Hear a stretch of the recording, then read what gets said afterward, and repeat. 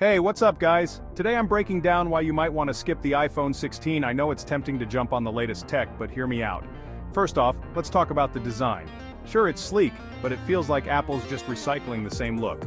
If you're upgrading from an iPhone 14 or 15, you won't notice much difference. The incremental changes don't justify the high price tag.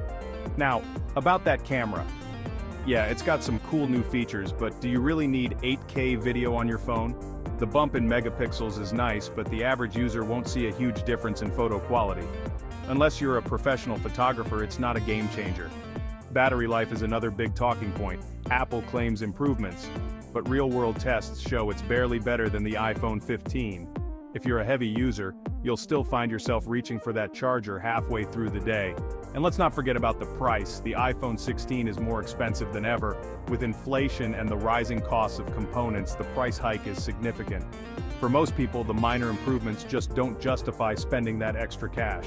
Software-wise, iOS 18 is great, but it's also coming to older models. You don't need the iPhone 16 to enjoy the latest software features. Your iPhone 14 or 15 will run just as smoothly with the new update.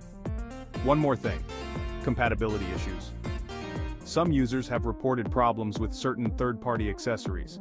If you've invested in expensive add-ons, they might not work seamlessly with the iPhone 16. So there you have it. The iPhone 16 is a decent upgrade, but it's not revolutionary.